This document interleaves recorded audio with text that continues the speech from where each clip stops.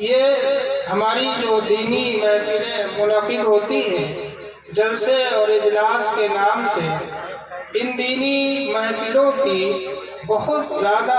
اہمیت ہے۔ اتنی اہمیت ہے جس طرح ہمارا جسم اور ہمارا بدن غذا کے بغیر باقی نہیں رہ سکتا ہے، وہ فنا ہو جائے گا،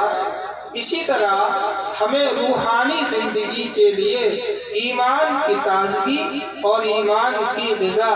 چاہیے۔ ایمان کو مضبوط کرنے کے لیے، ایمان کو تازگی بخشنے کے لیے اور ایمان کو مضبوط اور قوی سے قوی تر کرنے کے لیے اس طرح کی دینی محفلوں کا انعقاد کیا جاتا ہے۔ اور آپ حضرات علماء کرام کے بیانات کو سماعت فرمائیں گے تو انشاءاللہ ہمیں اعتقادی طور پر، ایمانی طور پر قوت حاصل ہوگی اور اعمال صالحہ کرنے کا ہمارے اندر شوق اور جذبہ پیدا ہوگا۔ دعا فرمائے اللہ تعالی ہمارے اس اجلاس کو کامیاب فرمائے، ہمارے گاؤں اور اطراف اور ہمارے شہر اور پورے علاقے کے لیے اس جلسے کو اللہ عز و جل ہدایت کا ذریعہ بنائے۔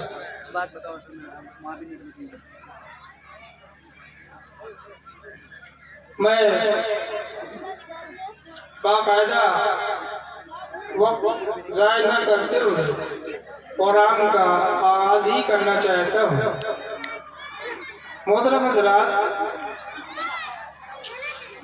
اللہ عز و جل نے انسانوں کی ہدایت اور رہنمائی کے لیے دنیا میں انبیاء علیہ السلام کو، اپنے پیغمبروں اور رسولوں کو مبعوث فرمایا۔ انبیاء علیہ السلام کو اور اپنے رسولوں اور پیغمبروں کو اللہ عز و جل نے ہدایت کے لیے، ان کی رہنمائی کے لیے کتابیں اور صحیفے بھی عطا فرمائے۔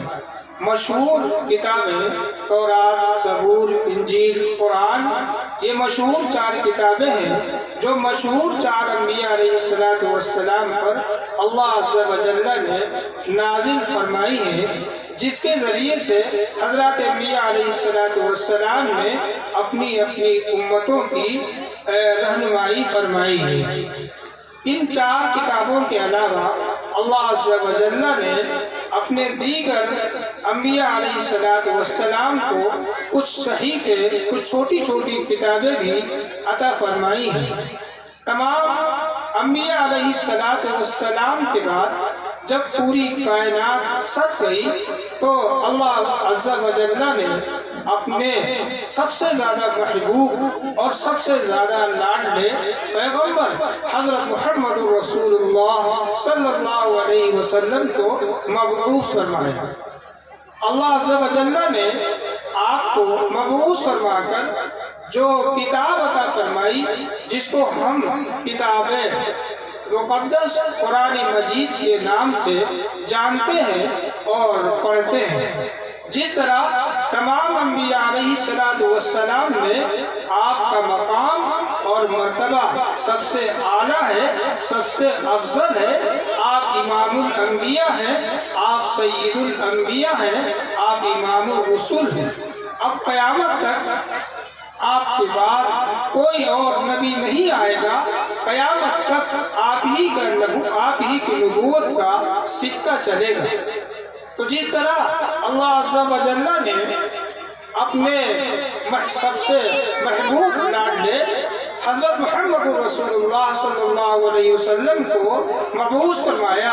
اسی طرح تمام کی تمام کتابوں میں سب سے مقدس، سب سے معظم، سب سے مکرم، سب سے بہتر کتاب قرآن مجید اللہ عز و جل نے اپنے پیغمبر محمد رسول اللہ صلی اللہ علیہ وسلم پر نازل فرمائی ہے۔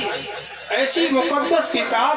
ایسی پاکیزہ کتاب کہ اگر ہم اس کتاب پر عمل کر لیں اور اس کتاب کے مطابق اپنی زندگی گزاریں تو دنیا کے اندر ہماری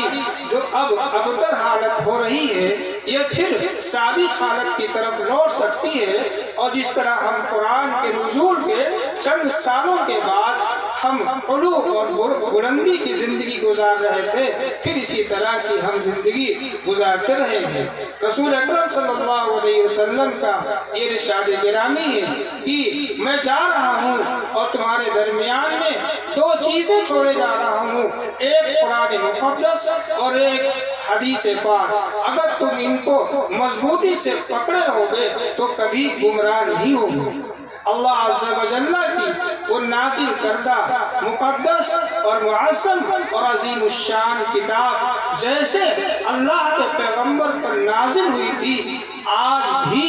بعینہ بغیر کسی زبر زیر اور کسی نقطے کی تبدیلی کے بغیر آج بھی اسی طرح الحمدللہ موجود ہے اور قیامت تک اسی طرح موجود رہے گی۔ ایسی معظم اور ایسی مقدس کتاب ہمارے ہاتھ میں ہے، لیکن افسوس ہماری زندگی پر ہے کہ ہم قرآن کے مطابق اپنی زندگی کو نہیں ڈھالتے ہیں، قرآن کو اپنے گلے سے نہیں لگاتے ہیں۔ یہ پاکیزہ کتاب ہے، ہمارے اسلاف اور بزرگوں کا یہ طریقہ کار رہا ہے کہ جب وہ اس طرح کی مجلسوں کا انعقاد کرتے ہیں تو اللہ کی اسی مقدس نازل کردہ کتاب سے برکت حاصل کرنے کے لیے تلاوت سے ان محفلوں کا آغاز کیا جاتا ہے۔ چنانچہ ہم بھی اپنے اسلاف اور بزرگوں کے طریقہ کار پر، ان کی روش پر عمل کرتے ہوئے اپنے ہونے والے اس عظیم الشان اجلاس کا آغاز قرآن کریم سے کرتے ہیں۔ ہمارے درمیان